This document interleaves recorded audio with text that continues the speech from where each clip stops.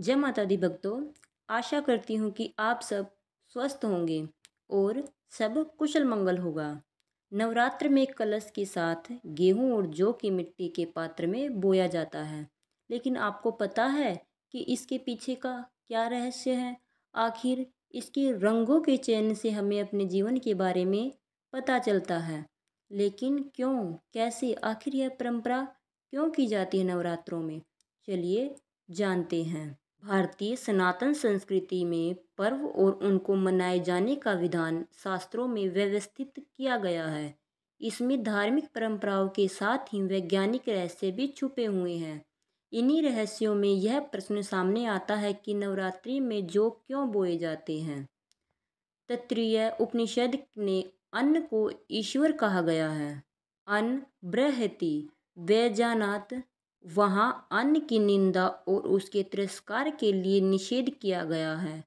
अन्न निदितात तत्व्रता, ऋग्वेद में बहुत से अन्नों का वर्णन है जिसमें यव अर्थात जौ की गणना भी की हुई है। मीमांसा का एक श्लोक जौ की महत्वता बताता है कि बसंत ऋतु में सभी फसलों के पत्ते झड़ने लगते हैं, पर मद शक्ति से भरे हुए जौ के पौधे दाने से भरे कणिश यानी बालियों के साथ खड़े रहते हैं। संस्कृत भाषा का यव शब्द ही जव उच्चरित होते हुए जौ बन गया, जो धरती को उपजाऊ बनाने का सबसे अच्छा साधन या उदाहरण है। नवरात्र दो ऋतुओं के संधि काल का नाम है। चैत्रीय नवरात्र सर्दी व गर्मी तथा आश्विन नवरात्र गर्मी और सर्दी के संधि काल हैं। दोनों ही संधि काल में रबी व खरीफ की फसल तैयार होती है। इसी कारण भूमि की गुणवत्ता को जांचने के लिए जौ उगाकर देखा जाता है कि आने वाली फसल कैसी होगी। यदि सभी अनाजों को एक साथ भूमि में उगाया जाए तो सबसे पहले जौ ही पृथ्वी से बाहर निकलता है। तात्पर्य यह है कि सबसे पहले जौ ही अंकुरित होगा। क्यों बोए जाते हैं जौ नवरात्रों में? पौराणिक मान्यताओं में जौ को अन्नपूर्णा का स्वरूप माना गया है। ऋषियों को सभी धान्यों में जौ सर्वाधिक प्रिय है, इसी कारण ऋषि तर्पण जौ से किया जाता है।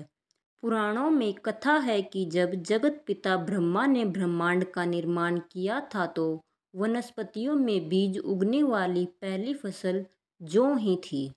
इसी से जौ को पूर्ण सस्य यानी पूरी फसल भी कहा जाता है। यही कारण है कि नवरात्र में भगवती दुर्गा को प्रसन्न करने के लिए जौ उगाए जाते हैं। सामान्य में किसी को सस्य देना अर्थात नवधान्य देना शुभ व कल्याणकारी माना गया है। नवरात्र उपासना में जौ उगाने का शास्त्रीय विधान है, जिससे सुख, शांति और समृद्धि प्राप्त होती है। जौ को देव कार्य, पितृ कार्य व सामाजिक कार्यों में अच्छा माना जाता है। यह बेहद शुभ माने जाते हैं। वैदिक काल में खाने के लिए बनने वाली व्यागु लापसी से लेकर अभी की राबड़ी के निर्माण में जौ का प्रयोग ही पुष्टिकर व संपोषक माना गया है।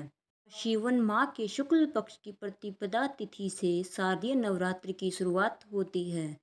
इस साल शारदीय नवरात्र का समापन 2 अक्टूबर को होगा। इन 10 दिनों में माँ दुर्गा के विभिन्न स्वरूपों की पूजा की जाती है। उन्हें फल, मिठाई समेत कई अन्य चीज़ों का भोग भी लगाया जाता है। साथ ही उपासना भी की जाती है। अगर आप भी नवरात्र का व्रत और पूजा कर रहे हैं तो ज़रूरी है कि इस बात का ध्यान रखा जाए कि पूजा की सारी सामग्री आपके पास हो। नवरात्रि में कलश और घट स्थापना के साथ ही एक घट में ज्वारे अर्थात जौ या गेहूं बोए जाते हैं। माता दुर्गा को यह बहुत पसंद है। आओ जानते हैं कि क्या है इसका रहस्य।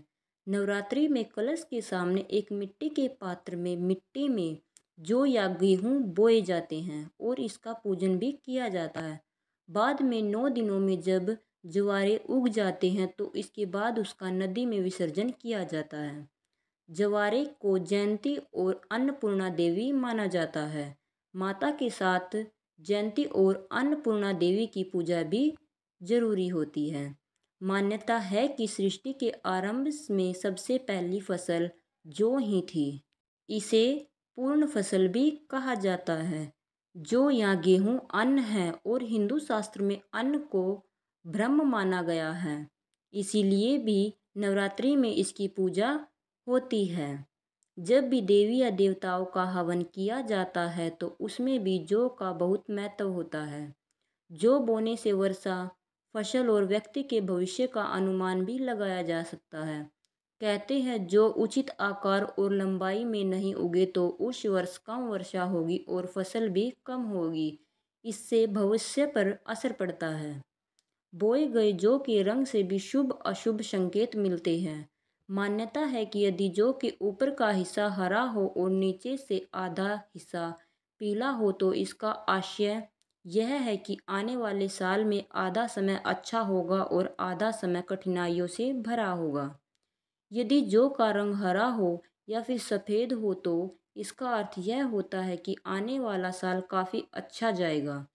यही नहीं, देवी भगवती की कृपा से आपके जीवन में अपार खुशियाँ और समृद्धि का वास होगा।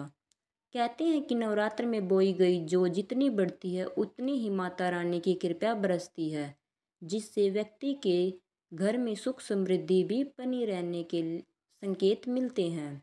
मान्यता है कि यदि जौ के अंकुर 2 से 3 दिन में आ जाते हैं तो यह बेहद शुभ होता है और यदि नवरात्रि समाप्त होने तक जौ न उगे तो यह शुभ नहीं माना जाता है। हालांकि कई बार ऐसा भी होता है कि यदि आपके अपने उचित तरीके से जौ नहीं बोया है तो भी जौ नहीं उगते हैं। ऐसे में ध्यान रखें कि जौ को अच्छे से बोएं। बोलिए जय माता दी। आप सभी को शारदीय नवरात्रों की हार्दिक शुभकामनाएं।